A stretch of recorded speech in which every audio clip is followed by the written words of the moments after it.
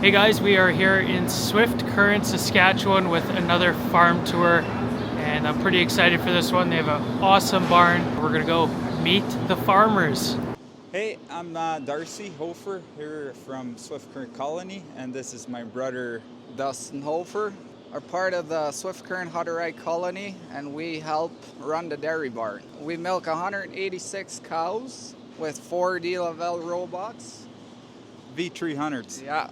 We moved down in 2019 we milked 50 cows in a swing 5, and we built this facility. Well, Eagle did, should say. Shout out Craig Hahn. And we started April 1st, and in later that year, it was November the 26th of 2019. 7 months later, we were milking 130, and we are now up to 186, yeah. And it's going good. Got good service. Production's doing good. We're milking a 38 with a 4.5 butterfat currently. We're filling our quota and our incentive days. And yeah, can't be happier.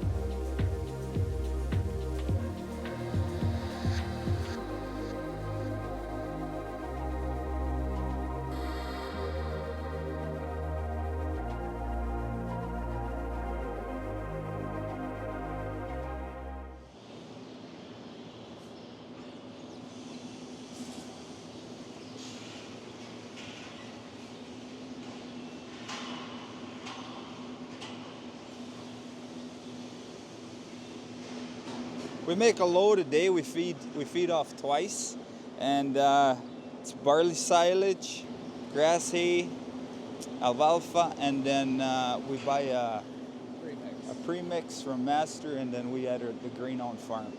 We got a mill, so, and the boys put her in the bin, and then we just drive under and dump it on. Yeah, one load is good for 24 hours. This is our straw room, and my cousin chops 30 bales at a crack in one day, and he keeps it full for, 2.5 months. It lasts, so yeah. And then we open this door here for when we need to transport it into the beds. Takes about a half an hour to pile it in. So we run JOZ cheat scrapers on Legend rubber. Everything's covered in rubber, and the only concrete to hit's walking through the footbed, and we like them very much. When brother puts on the headlocks and forgets to put them off, it goes up to the feet. Not often, by the way. It goes up to the feet and it stops, backs off 3 times. It'll do that, then it shuts down. A very, very good scraper.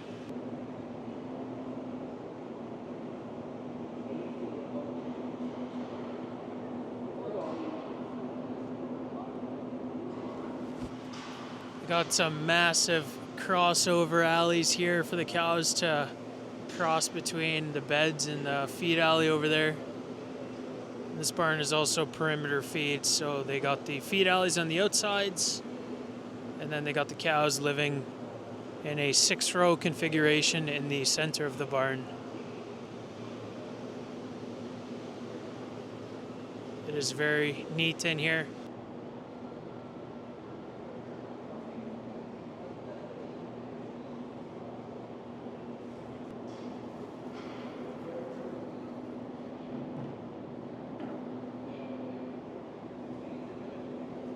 Yeah, I'm Mark Schwarzel here from M&S Ag Services. So we support this farm here. So we're just over by the Manure system. They have a fully automatic Noon 8-inch pump that pumps out to their lagoon system with a Noon hydraulic power pack. The system itself kicks on automatically as the scrapers get close to the end to the flume. Cycles through the flume, agitates itself up nicely, and then pumps out to their lagoon outside there. So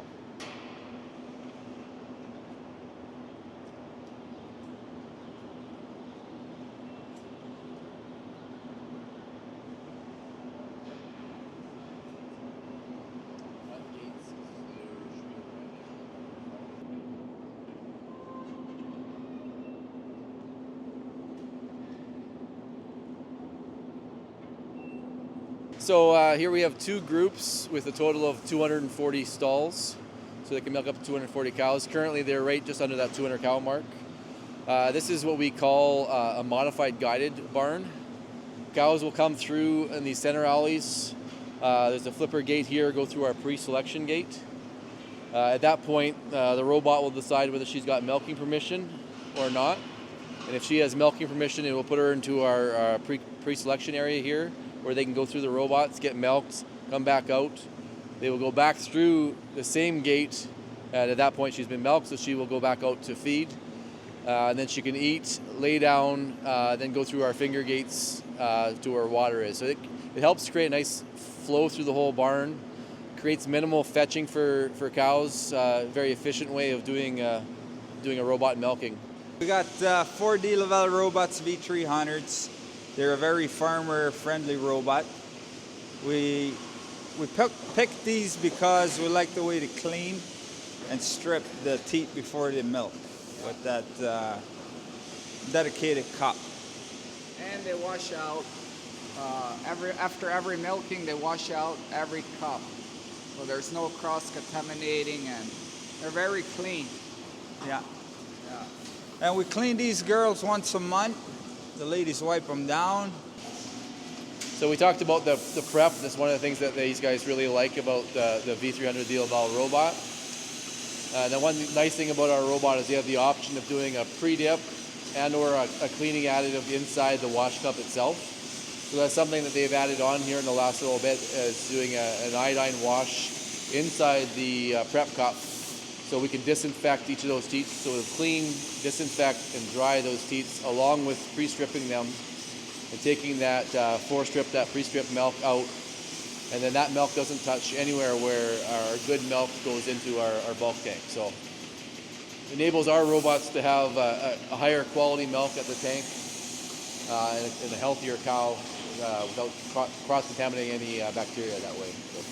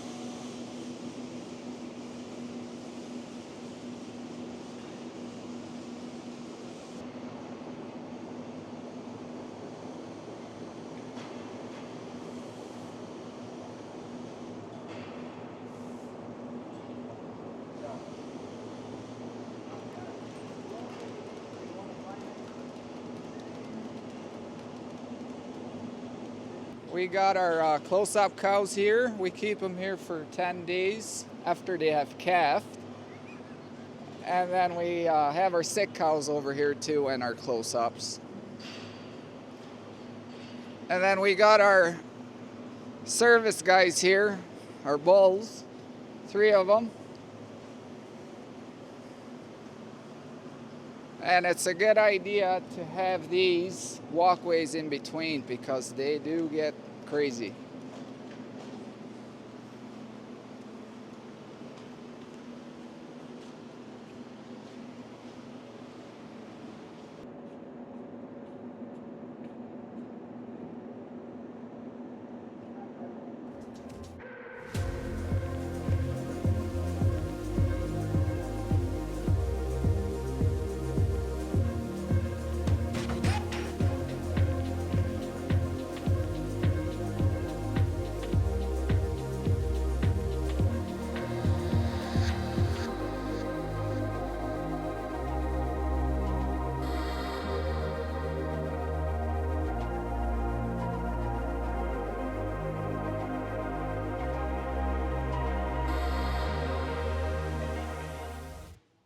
This is our nursery, and we keep them in here typically for 10 days till they're good and drinking off of the bottle, and then we move them into a bigger room, group them, and We have two of them, two nurseries, so they get grouped up. Whatever's born that month, we move in.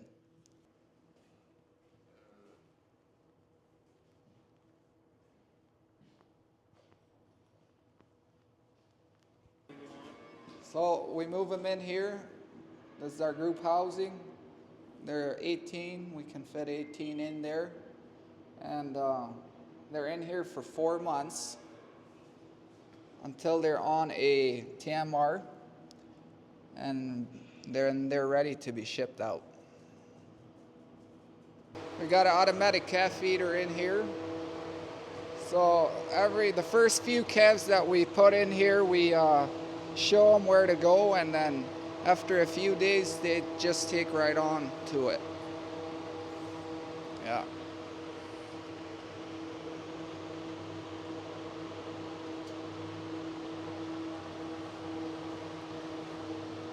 So this system here, it draws fresh air through the phlegm tubes above, so we're bringing fresh air right from the outside right into these calves and then exhausting it out of the barn. So we're not pulling actual attic air, we're pulling through the chimneys from clean air outside of the barn. So we're not pulling air through the attic or the eaves. Each pen has its own fresh air separate from the other pens. This is the milk station. It'll dispense 2 liters at a time for each calf, and anytime a calf does come in, it'll mix up a little bit, see if he's sucking good, and then he'll mix the rest of it. And they're on a 56-day program. Yeah. So we have 1 feeder for 2 pens. So there's 1 station in each of the pens. There's now actually mixing the batch for a calf. So in this barn we got 4 pens with feeders, so we'll have two feeders with 4 stations or nipples. So these stations, what we have is called a hygiene box on the front of them. So it actually it'll clean the nipple and clean the line in between each calf, so we don't get any cross-contamination from one calf to another. So that's a relatively newer feature that's been out for the last few years, which really helps with cross-contamination from one calf to another if there's any bacteria in their mouth. Stepped inside the room here. These calves are about to go outside, so that's okay. I can't believe how nice these rooms are. It's all concrete walls to the ceiling. They got the feed rail at the front here, a big window to their main hallway. The inlet's on the ceiling there. They've got a heater there to keep it warm. And they've got exhaust fans at the back. I don't know, guys. I think these are the nicest calf rooms I've ever seen. So neat, too. Like, there's not even one calf turd on a wall or something. It's just clean. And this facility is 5 years old. It's phenomenal.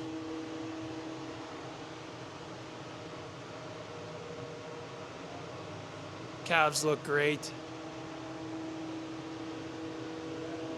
I'm impressed. Looks like they're feeding some hay, some pellets, a bit of silage, a bit of everything there to get the calves going.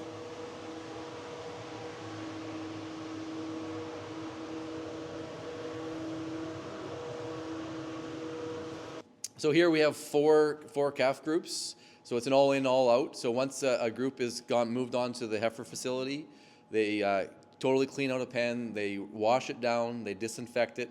It sits for a certain amount of time, then they rebed it down. So this pen here has been cleaned out, washed out, and is now prepped for the next group of calves to start coming into here. The milk truck driver comes every other day, sticks his hose in, drains out. This is a 6,500-gallon tank, and we're filling it about halfway right now. So, room to grow. We got 240 stalls, and we are at 185, I believe. Not sure, that changes. So, no. Mom keeps this place nice and clean. Got a buffer tank. When the tank cleans, the milk gets diverted into the buffer tank, and till it's done cleaning, and then it'll gravity flow back in, and it gets pretty cool when it goes in, so it's nice and cool while she's washing. And then we got 2 of everything, 2 vacuum pumps. They take turns running, and 2 air compressors.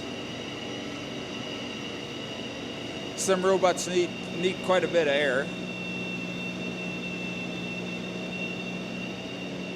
And then just water boilers and water softeners, which is just for the robots.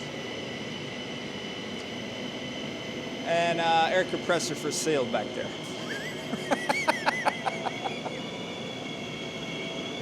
So that pipe there, under that transformer, that pipe goes down underground, runs all the way into the robot, and it draws this nice warm air in. So that's the only heat we have in the main barn is from this room. It's pretty toasty in here. That pressurizes that robot room then? Yes, because that's a big pipe. This is our cow house. We built it last year, but we didn't get to use it because it got too cold to concrete. So we got her finished this spring, and we got these nice bunks in from Alcon, northern Saskatchewan. And the building itself is a bright span. It is 120 by 400 long. And then where you seen those calves in the all in, all out, once they're done after 4 months, we kick them into the first pen here, and then they just graduate. No, it definitely beats having your cows outside in minus 30 when you can have them in here under a roof and protect them from the elements. So it's a big benefit.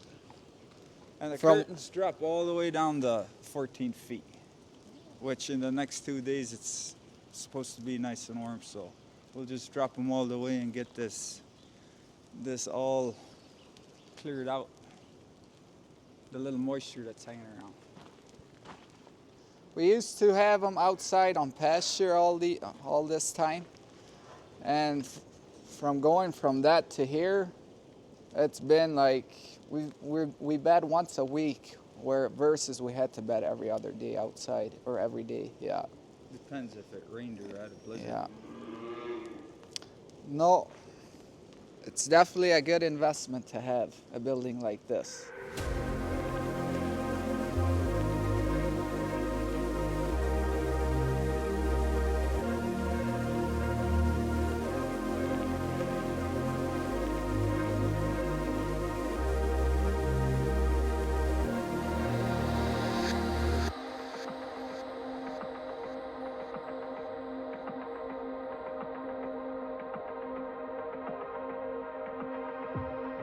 I just finished editing this video together. I want to give a special thanks to Darcy and Dustin for touring us around their farm. It is a 5-year-old farm, guys, and every corner that you look in, it still looks brand new. Everything is so clean. The cows look phenomenal. They also wanted me to mention that it's not just them. It is definitely a group effort. Everyone in the Hutterite colony is kind of involved, and they all play their own part. So that is awesome. They also talked about their dad and how much work that he did throughout the years on the dairy farm there as well. So also want to give a thanks to Mark Swartzel for setting this tour up. Mark is our local De Laval dealer with M&S Ag Services. He not only services the dairy farm in today's video, but our farm as well. So shout out to him. And I want to thank you guys, the viewers, for watching these tour videos. If you guys didn't watch the videos, I wouldn't be able to take a camera on other people's farms and show the world what other dairy farms look like. So thank you guys for watching today's video. And as always, I hope to see you guys in the next one.